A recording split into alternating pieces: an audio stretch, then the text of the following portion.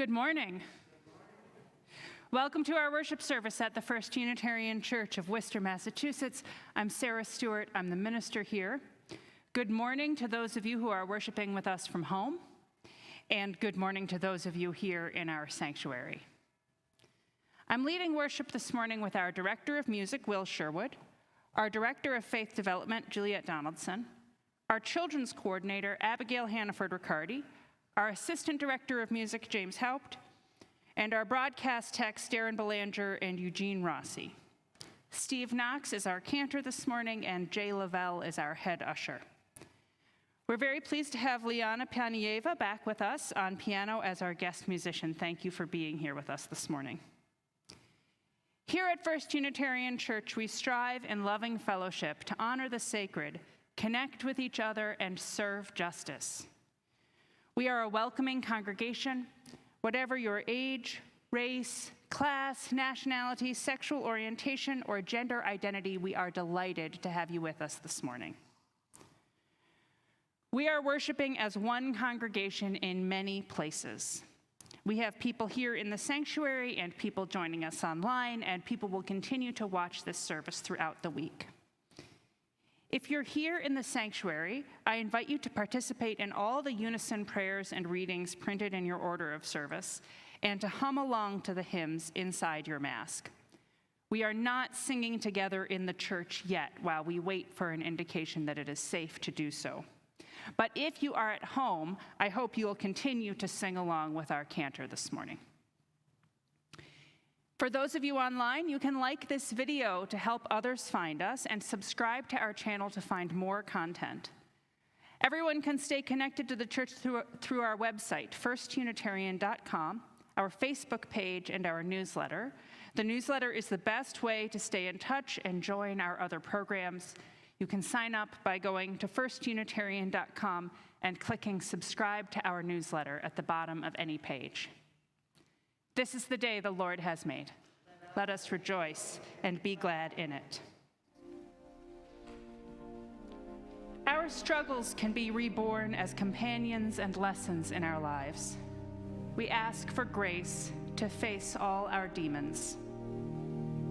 That impatience will be transformed into consideration of others. That judgment will be transformed into acceptance. That self-doubt will be transformed into self-love. That worry and fear will be transformed into peace. That panic will be calmed with breathing. That hard-heartedness will be opened with listening. That procrastination will be coaxed with discipline. That fear of failure will be transformed into knowing we are good enough. That loneliness will be met with the faces of those who love us.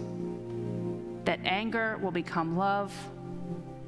That frustration over what we cannot control will become gratitude for what we can. That anxiety will become peace. We offer up our hearts this day in prayer.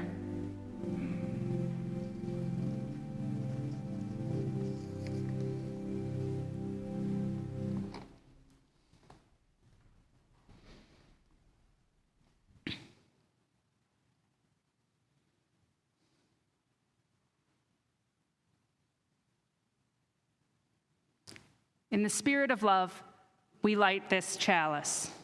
Please rise in body or spirit to renew the covenant of our church with the words printed in your order of service and which appear on your screen. In the love of truth and in the spirit of Jesus, we unite for the worship of God and the service of all.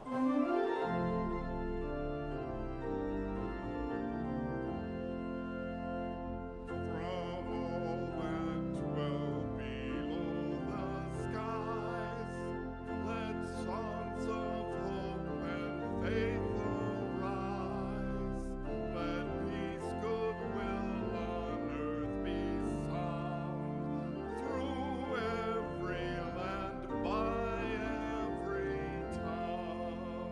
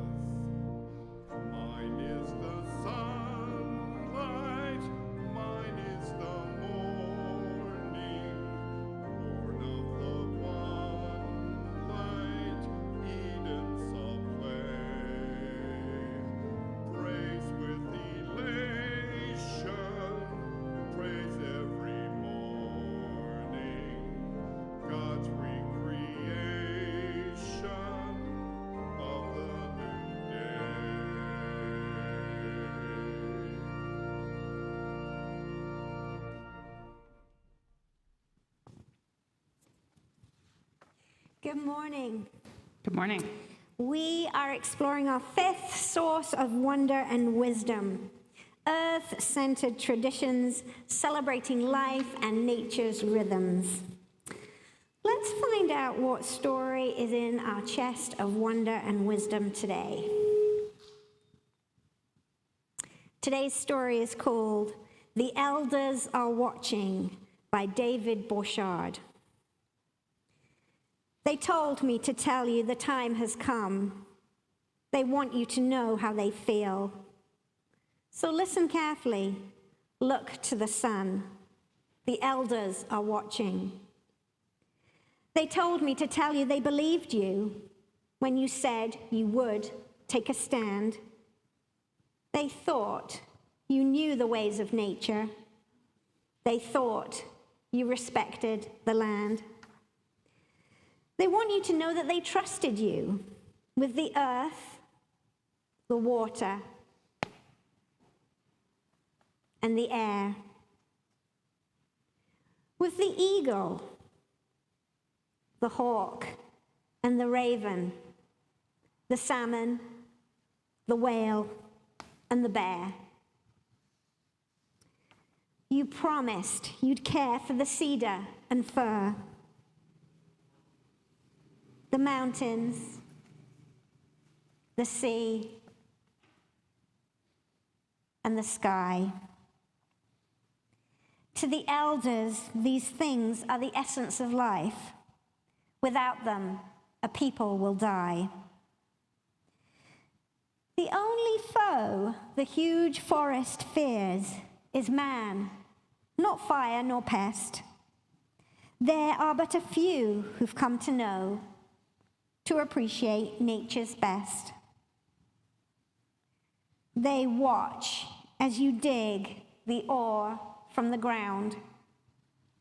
You've gone much too deep in the earth.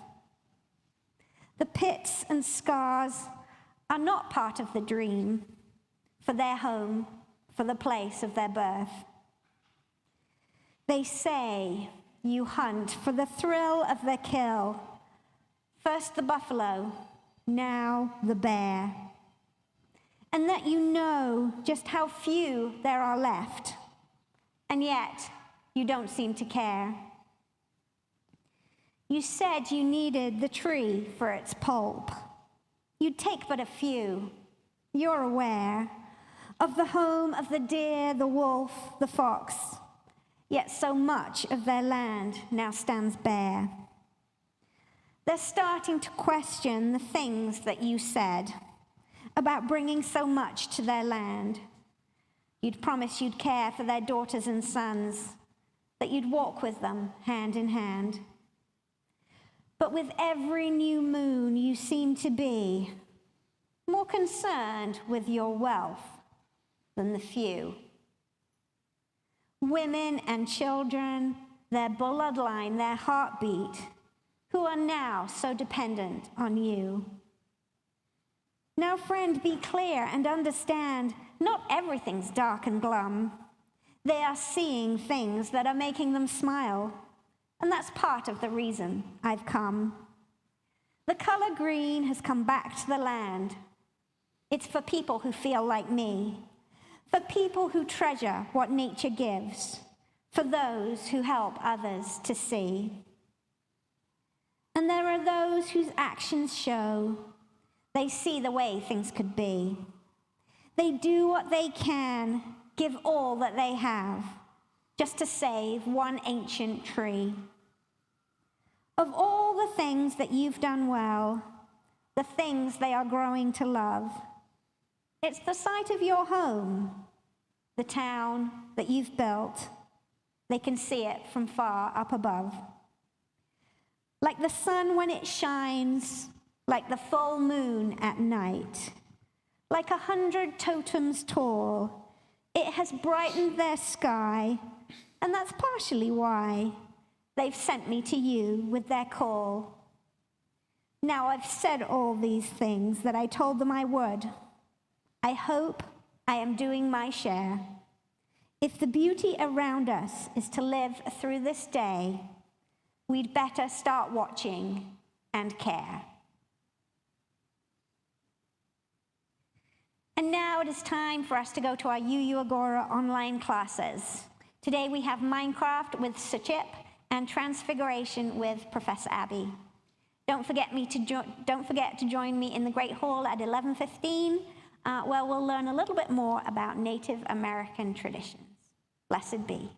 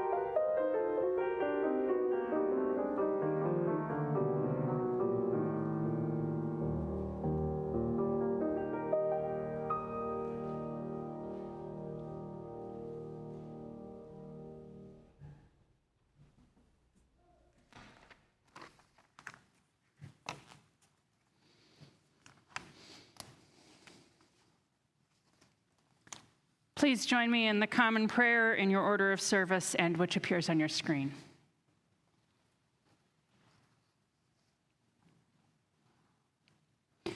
We give thanks for adults who interpret life to the coming generation, who labor seeking to make the road safer for children, who give of themselves seeking to make the world gladder. Bless the presence and memory of those who have mothered us. Grant that each of us may pass something on to the unknown future to make the world a little better for children to come. Amen. Please continue your own thoughts and prayers in silence.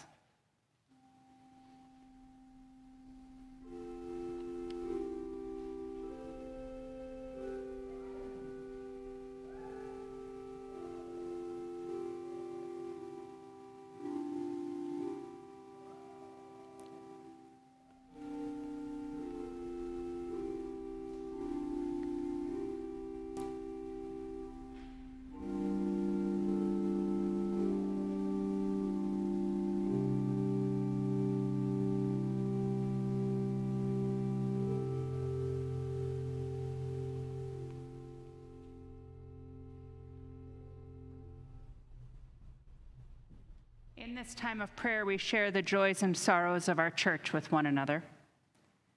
Hari Kiran Kaur Khalsa lights candles for the joys and sorrows of life. She and her family are mourning the loss of Susan Lindgren, beloved aunt of Zach and Anna, after a tough battle with brain cancer.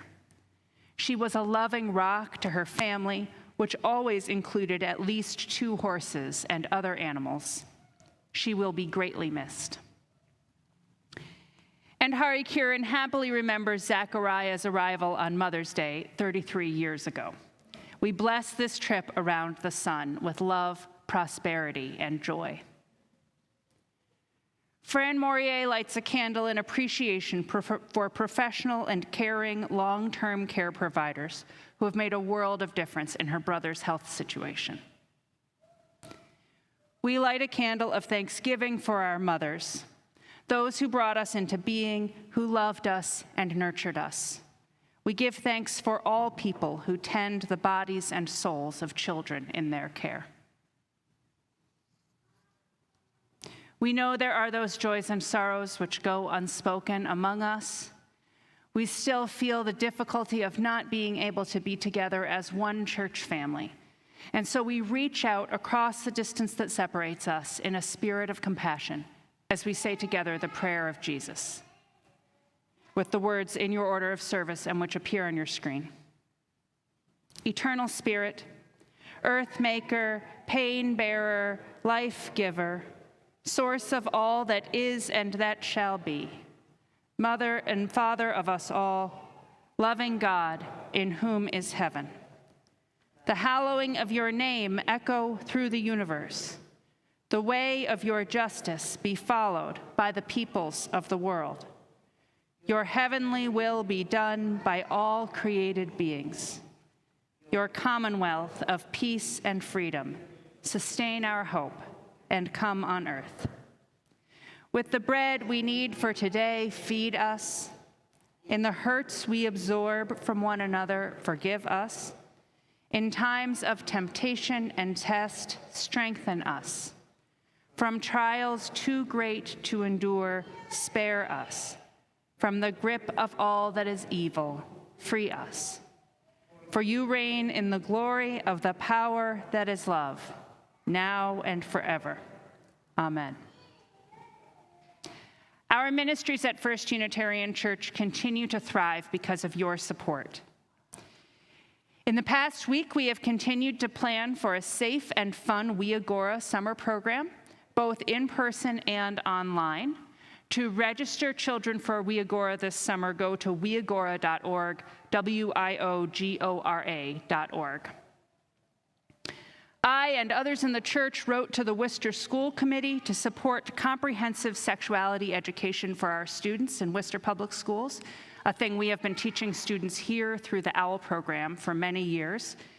And a comprehensive education plan was adopted for the fall curriculum on Thursday night's meeting. Many thanks to everyone who gave to our IHN fundraiser. We raised $1,348 to support Interfaith Hospitality Network, which is Worcester's family homeless shelter. This will buy groceries for the residents for 3 weeks and support additional services at the shelter. Thank you to everybody. If you're interested in volunteering at one of our weeks, either in the evening or overnight, you can contact Liz Gustafson for those opportunities. To support all that we do as a church, text 844-906-2338, followed by the amount you wish to donate. You can also go to firstunitarian.com and click Give online at the top of any page. For those of you here in the sanctuary, you can use your phone to read the QR code that's in your order of service down here to go directly to our PayPal page.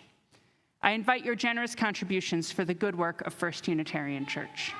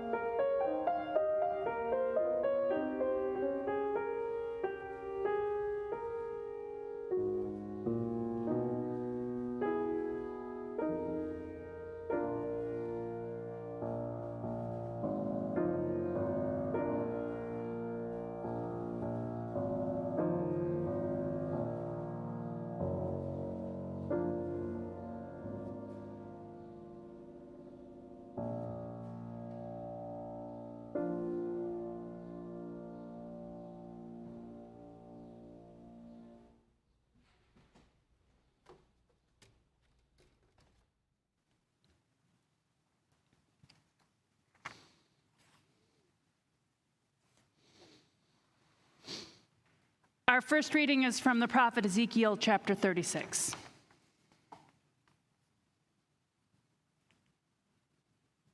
I will take you from the nations and gather you from all the countries and bring you into your own land. I will sprinkle clean water upon you, and you shall be clean from all your uncleannesses, and from all your idols I will cleanse you. A new heart I will give you, and a new spirit I will put within you. I will remove from your body the heart of stone and give you a heart of flesh. I will put my spirit within you and make you follow my statutes and be careful to observe my ordinances. Then you shall live in the land I gave to your ancestors, and you shall be my people, and I will be your God. I will save you from all your uncleannesses, and I will summon the grain and make it abundant and lay no famine upon you. I will make the fruit of the tree and the produce of the field abundant, so that you may never again suffer the disgrace of famine among the nations.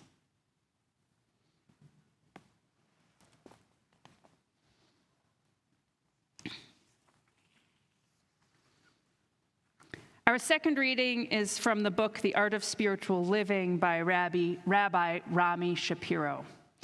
And in it, he talks about the I-thou relationship, which comes from the Jewish theologian Martin Buber. I-thou is how we hope to relate to God, as opposed to an I-it relationship, how we relate to objects.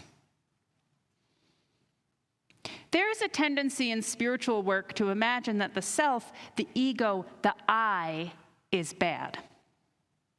It is what happens when spiritual turning gets stuck at the point where self turns toward self, mind turns toward soul.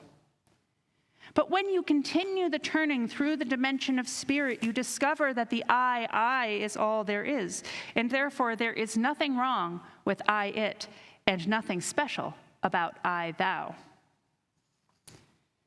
So please, do not imagine that you need to live without a self, a story, an I in relationship to an it or a thou.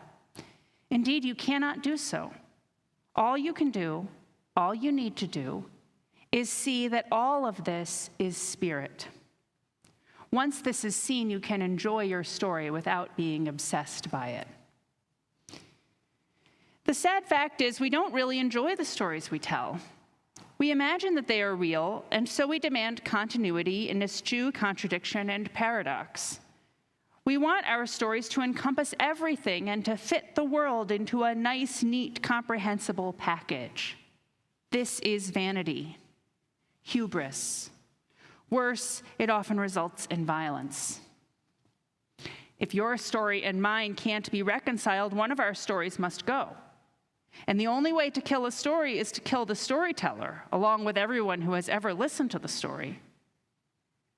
But if we can liberate ourselves from the desire for fixity, the desire to apprehend life, and instead learn to joyfully embrace competing, contradictory, impossible stories, then we are truly free.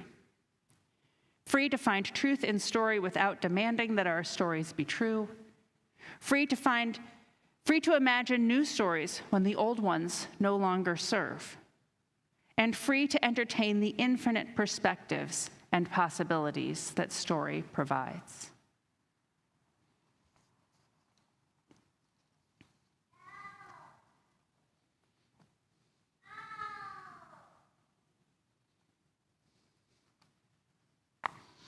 Happy Mother's Day to all of you who are mothers. Happy Mother's Day to your mothers, living or of blessed memory. This makes me think fondly of my own mother who lives in Michigan, and of that just the line of mothers going back through our lives who nurtured us, those who we are biologically related to and those who we are not, all those who cared for us as children and all of us who care for children now. I'm blessed with a very loving mother who I still have a loving relationship with. Of course, that's not true for everybody. Some women experience great difficulty around motherhood. I want to tell you the story of one woman whose understanding of motherhood was transformed in very difficult circumstances. Her name is Nina Porter, and she lives in Indiana. And Nina Porter has 11 children, and most of these children were born to her during a life of drug addiction and criminality and time in prison. In fact, she was in prison in Indiana when she had her 11th child, and there are women all over the country who give birth in prison. The number of incarcerated women in America has exploded in recent years, and as you can imagine, it's not a great start to a baby to be born to a mother in prison, or for the mother and baby to have to be separated simply because the mother is in prison. In Indiana, Nina was part of a program that allowed her to keep her baby with her, even though she was incarcerated. She gave birth in the prison hospital, and then the baby stayed with her, slept in her cell with her, went outside with her, was just with her as babies ought to be with their mothers. And she said with that, she finally felt that it was possible that her life might move in a new direction. She said she felt a closeness to this baby and a confidence in being her mother that she had not felt with her other children. She was released in 2012 from prison, and despite that feeling of hope, she still did not know any life other than the one she had known so far. She was struggling still with drug addiction, with crime. She wasn't arrested again, but her life was not headed in a good direction. And she said she participated in a leadership training program for women who were exiting incarceration. She said at the time that she only did it because if you went through the whole program, you got $300 in gift cards. And that was what got her hooked on the program. She did not think of herself as a leader. But through this program, the leadership that was in her was strengthened. And that hope that she had felt when she was able to be with her new baby was bolstered and made stronger. And when she graduated, Nina Porter herself began a program called Mothers on the Rise, launched in the same unit where she herself was incarcerated when she had her daughter. And it aims to help formerly incarcerated mothers maneuver a post-prison world that can often be overwhelming.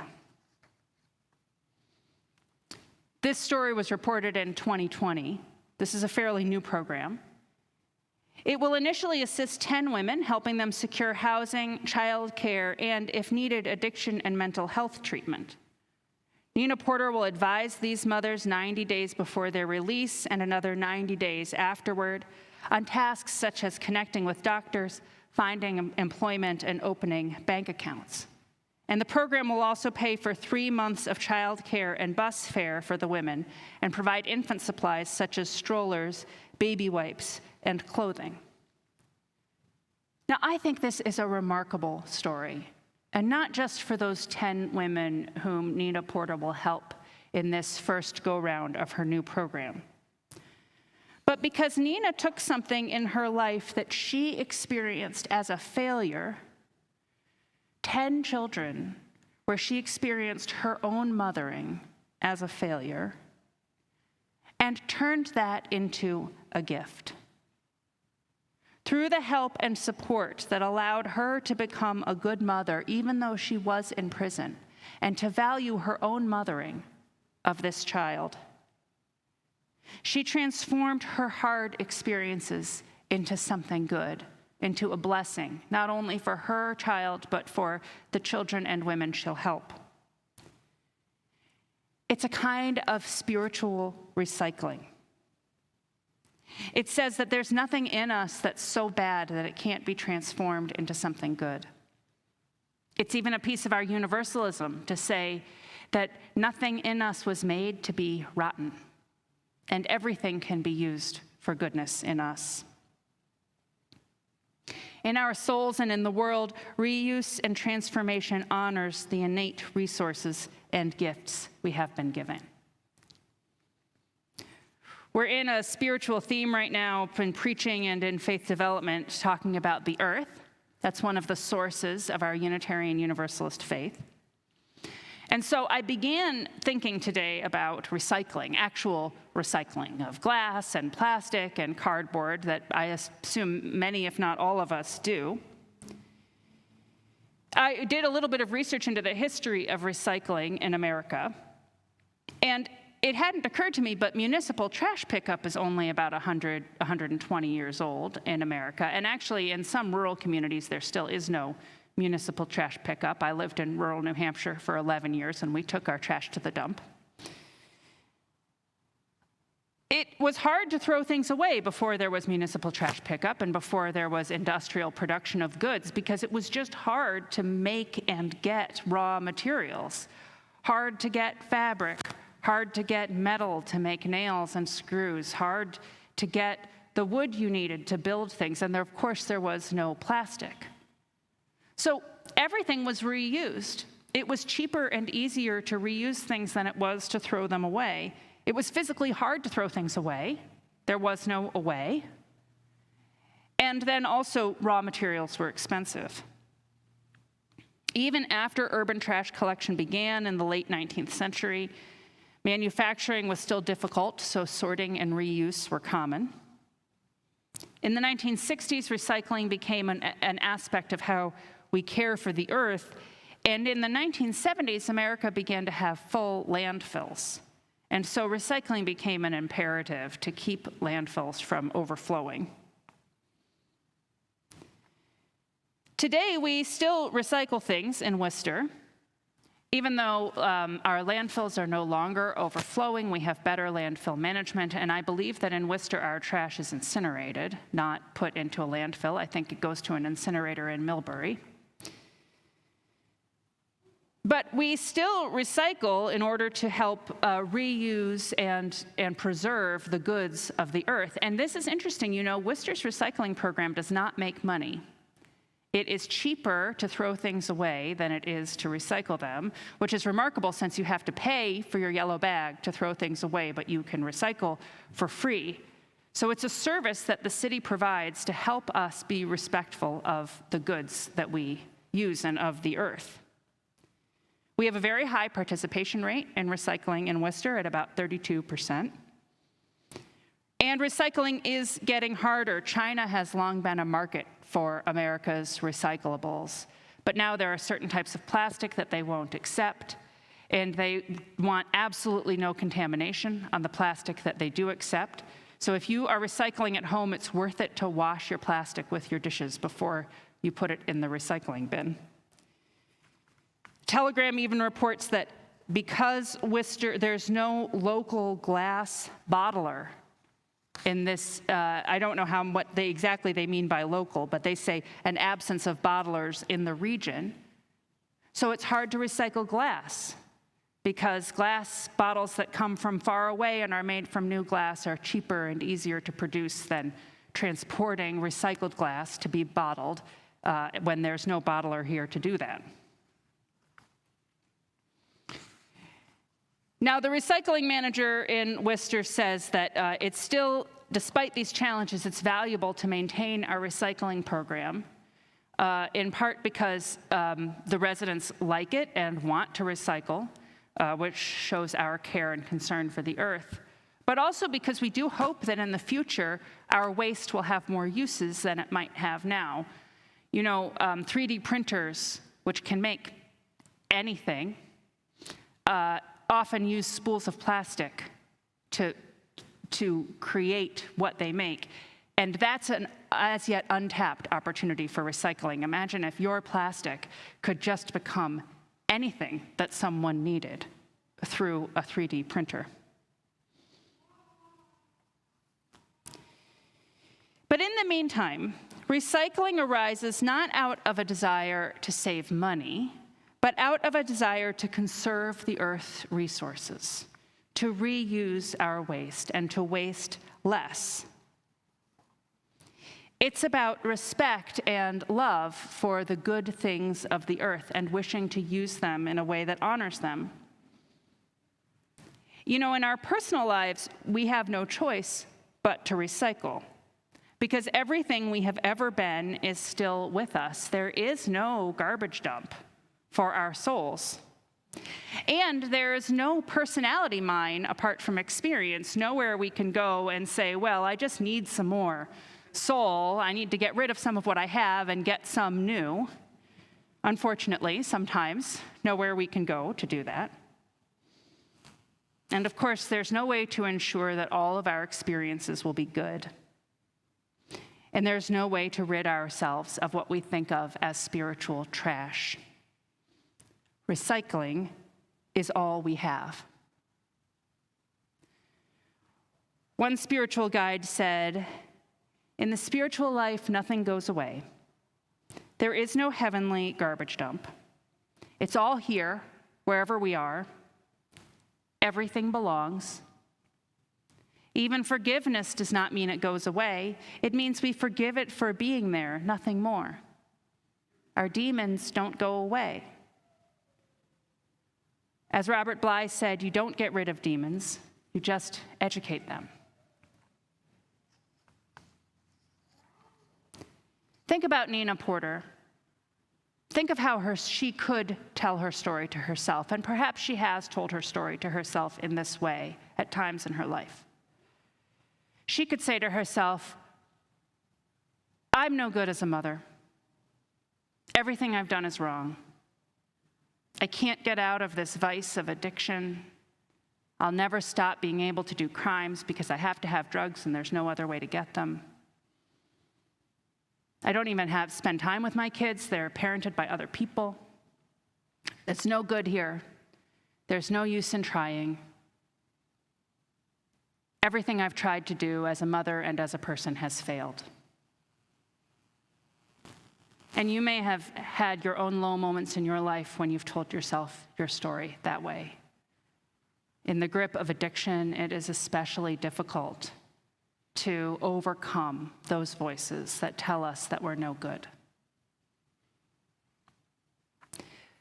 But Nina had help and support to transform that understanding of her story. I don't want to leave out the fact that her story is possible because there was institutional support to help her transform. Support that let her give birth and parent her baby in prison, and that helped her understand her own leadership potential after she was free. And with that help and support, I can imagine that Nina transforms the way she tells herself her story. She might say now, well, because I know the struggle of addiction and a life of crime, I can speak honestly and directly to other women who find themselves in this circumstance. And I've been given the gift of a loving relationship with my baby, so I can help women understand that they too can have this gift and that there is hope for a way out. She might even be able to say to herself, I wouldn't have wished for the struggles in my life, but since I have had them, they are a gift of grace. To be able to connect with others and to be able to help others find their way out. There's a story about people in addiction that a person down in the hole of addiction doesn't need somebody standing up on the surface giving them advice or shouting at them about how they might climb out of the hole. What they need is someone else who has been in that hole and knows the way out. And Nina could tell herself that she is now that person for others who need that kind of grace and help and support.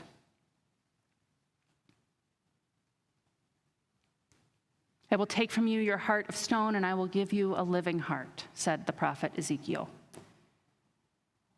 He knew how God can renew even the worst parts of our lives, and how through grace we can find love for ourselves and our stories again. He wrote those words while Judah was exiled in Babylon, far from home, thinking that because it was their sins that had caused them to have to leave Israel. And Ezekiel himself probably suffered from what we would now call mental illness. Earlier prophets had said that the law would be inscribed on the people's hearts. But Ezekiel envisions that God gives the people new hearts altogether. Says to the people, there is goodness in you, but your hearts have become stony from these experiences that you have had, and you need a new heart put within you. A heart that will help you understand and transform your relationship to your own story. We all need new hearts from time to time. Our society needs a new heart in respect to our relationship with the earth, a heart that lets us value the earth's gifts and resources.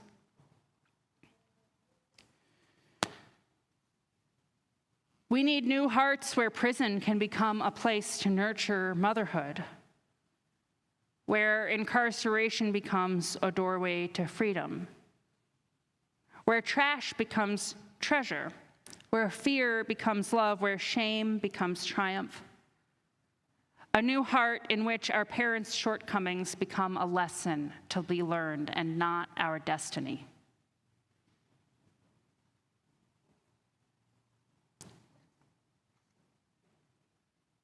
We know that the world itself is good. And in our Universalist tradition and in the Jewish tradition which lies behind it, the same God that operates in transforming our lives created the earth and created us. And our Universalist forebears would have said that God is love, and that perfect love cannot create anything that deserves to be thrown away forever. Every living thing can be transformed into goodness, even if it looks like trash. Even the biggest boulder in our path can be transformed into blessing, a rock to rest on, another step along the way. Even our stony hearts can be renewed into hearts of flesh. With help and support from those who love us, and grace from the eternal Spirit of love, every hard thing in us can be transformed, recycled, and reborn. I love you all. Amen.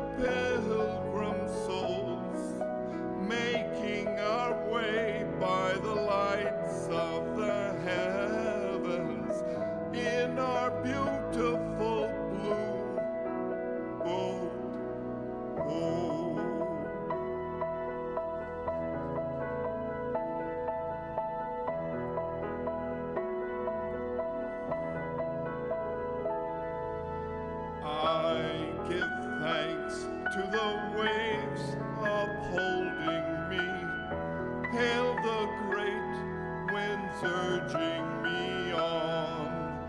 Greet the infinite sea before me. Sing the sky my sailor's song. I was born upon the fathoms, never harbor or port have I known. The wide universe is the ocean I travel, and the earth is my blue boat home.